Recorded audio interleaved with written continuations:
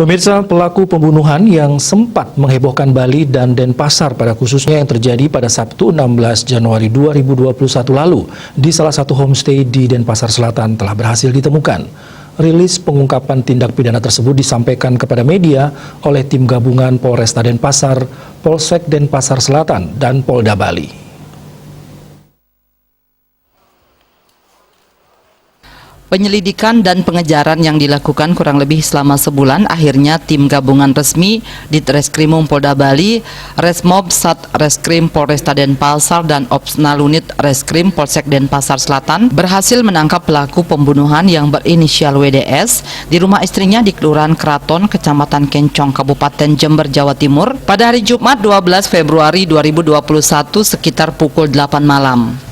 Pelaku mengakui perbuatannya menusuk korban yang berinisial DFL menggunakan senjata tajam jenis kerambit yang dibawa oleh pelaku. Kronologi awal, pelaku dengan korban berjanji untuk bertemu di TKP pada hari Sabtu 16 Januari 2021 sekitar jam 1 pagi. Pelaku dan korban sempat melakukan hubungan badan. Baru kemudian pelaku mengambil ponsel dan dompet korban setelah akhirnya terjadi pembunuhan tersebut. Tim yang dibentuk segera mengejar ke daerah Jember.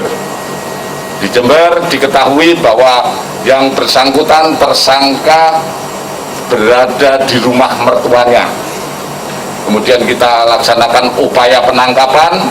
Setelah dilaksanakan upaya penangkapan, yang bersangkutan mengakui Wahyu Dwi Setiawan, ya, laki-laki, Jember, swasta, kemudian status berkeluarga, dan tinggal di Jember. Sementara dia adalah residivis pelaku pencurian di kantor HP di daerah wilayah Jember yang sudah divonis.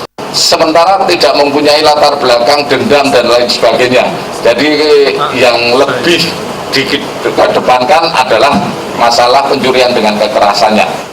Atas perbuatannya, pelaku dijerat pasal 338 KUHP atau pasal 365 ayat 3 KUHP tentang pembunuhan atau pencurian dengan kekerasan yang mengakibatkan kematian serta diancam dengan pidana penjara paling lama 15 tahun.